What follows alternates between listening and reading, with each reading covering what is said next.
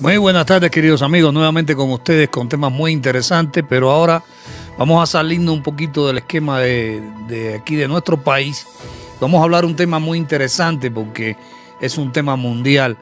China y Estados Unidos tienen un enfrentamiento que se acelera cada día más y que comenzó con el COVID. Las tensiones entre los dos países empezaron antes del COVID-19 y seguirán después. Pero la pandemia hizo más rápida esta dinámica de comercio, tecnología en Hong Kong, India, Irán, entre otros, son los temas candentes en medio de la crisis sanitaria de Beijing. Estos temas, vamos a hacer un análisis de cómo está esta situación, queridos amigos, y cómo afecta esto mundialmente. Ya son dos potencias y la pregunta sería, ¿llegarían a enfrentarse estas potencias algún día? Vamos a analizar estas cositas siempre esperando sus comentarios, amigos, que son muy interesantes. Recuerden ustedes suscribirse al canal. Recuerden que hoy es la última semana de la rifa de un mes gratis de Netflix. El día 8 ya entregaremos al ganador. Entonces espero que se recuerden de esto, amigos, y que sí entren y sí se suscriban para poder crecer y seguir llevando lo mejor de la noticia a ustedes, a todos los rincones de nuestro país.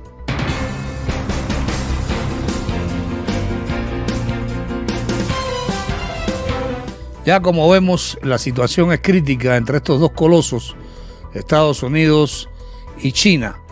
Estamos viviendo los momentos más complicados de este enfrentamiento, como ya les había dicho, entre China y Estados Unidos en décadas. Al respecto, vale la pena destacar tres elementos. Uno de ellos es que esta confrontación preexiste al COVID y rebasará al COVID, que esto seguirá golpeando. El COVID, no obstante, está acelerando la dinámica conflictiva persistente que tenemos. En medio de la pandemia, China parece estar adquiriendo una ventaja relativa en la rivalidad. Y hay que decir, sin embargo, que todo en este momento es muy volátil entre estos dos países por la situación que hay. La pandemia no ha concluido, lejos de ella, y por tanto es difícil aún extraer conclusiones al respecto. Nuevos brotes en China, por ejemplo, o complicaciones económicas con Beijing podrían cambiar drásticamente el panorama. Además, es imposible efectuar este tipo de análisis sin considerar el grado de asociación que hay entre la economía china y la estadounidense. A veces pareciera que simplemente por decreto o tuitazo se puede desaparecer. Esta interdependencia tejida a lo largo de décadas sin entender bien que hoy por hoy y probablemente durante mucho tiempo más, aquello que impacta a cualquiera de las dos superpotencias inescapablemente impacta a la otra. Dicho lo anterior, no obstante, es un hecho que estamos ante una aspirar conflictiva en aceleración. Esa es la palabra y es la frase, es un aspirar de confrontación. Y detrás de esa aspirar tenemos a dos grandes potencias en competencia. Una de ellas el poder existente, la segunda el poder emergente, que en este caso es China. La cuestión es que el poder existente, que es Estados Unidos, está siendo ampliamente percibido por sus rivales como una potencia en decadencia o cuando menos en repliegue. Washington no parece tener ya la capacidad y la voluntad de estar presente en todas partes del mundo al mismo tiempo. Esto es muy interesante, asumir los compromisos militares y económicos y políticos que eso implica. Por eso ello produce vacío que esos rivales buscan rápidamente llenar, que son los chinos. Estas circunstancias no se limitan a la gestión de Trump, le preceden y le sobrevivirán.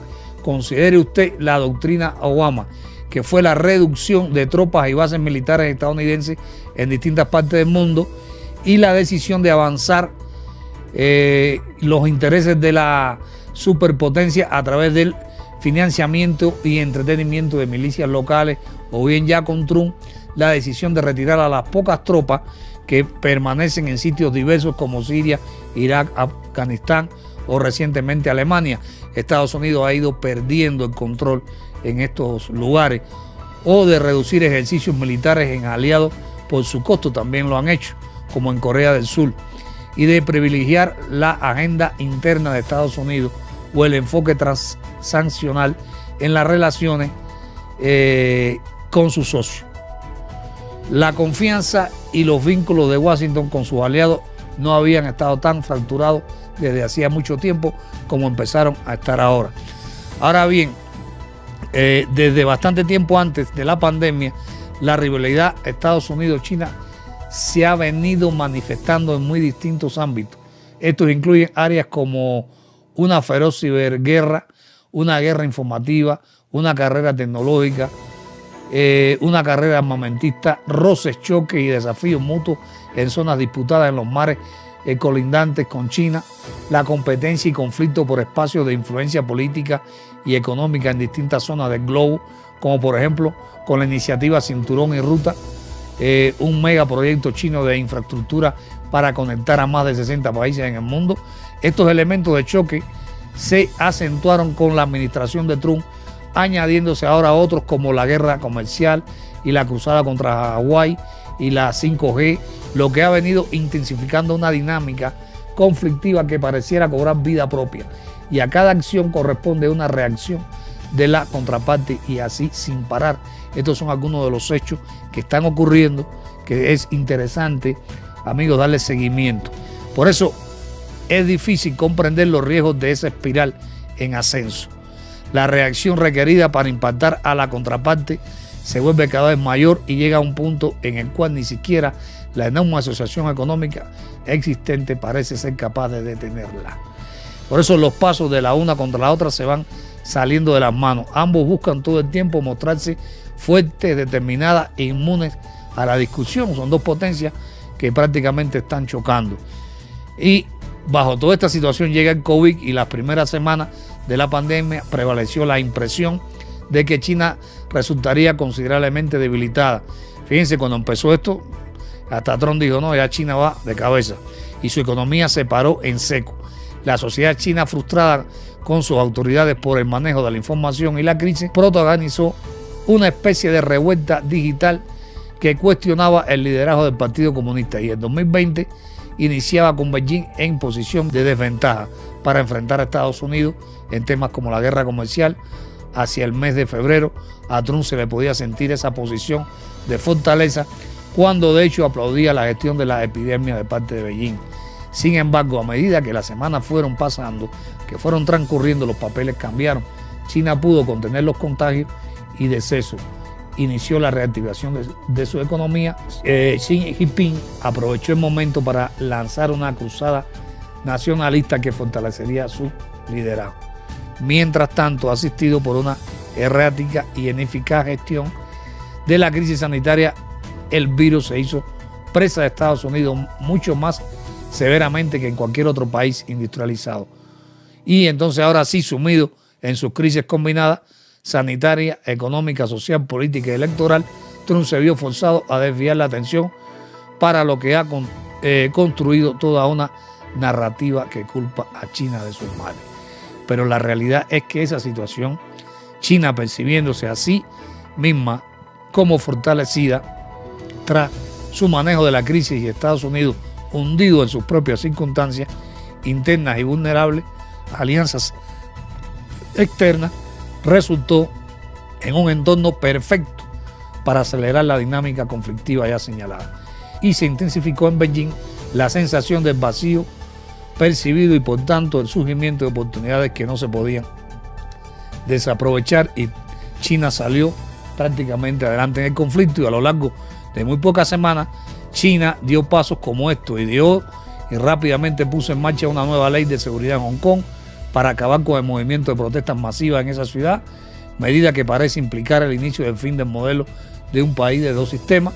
Se confrontó con tropas indias en varias zonas disputadas por ambos países, ocasionando los primeros muertos por ese conflicto en décadas. Submarinos chinos navegaron por zonas disputadas con Japón, generando tensiones en Tokio.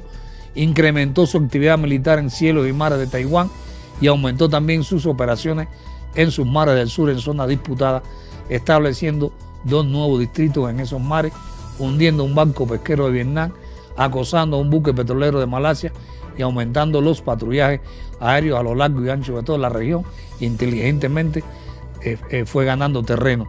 Y estas acciones no pueden ser revisadas de manera aislada, sino como parte de la dinámica descrita, la cual por supuesto va provocando reacciones en la Casa Blanca, que está buscando producir justamente la imagen contraria a su supuesta debilidad.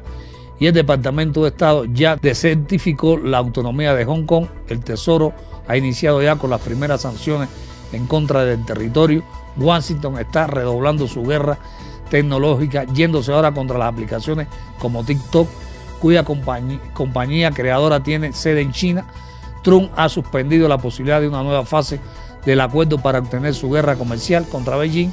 Del lado militar de Estados Unidos está aumentando las expediciones de libertad de navegación para desafiar el control chino de sus mares colindantes. Es decir, para que ustedes se den cuenta en este breve relato, la situación ha ido avanzando, ha ido haciéndose fuerte y Estados Unidos aparentemente debilitándose, y esto va a seguir después de la pandemia, va a seguir igual. Es decir, que ¿qué pasará en un futuro cuando esto sigue y siga? Las tensiones van a seguir estirándose y estirándose hasta que ojalá nos libren de un enfrentamiento mundial. Eso es lo que tenemos, amigos, referente a estas dos potencias y la situación en estos tiempos tan difíciles de los que estamos viviendo. Siguen enfrentándose estas dos potencias indirectamente y directamente en ataques aislados y uniéndose a otros países, porque China ya se unió a Irán, y esto es Irán, uno de los países más enemigos de Washington. Esto pone la situación más tensa aún más en este tiempo.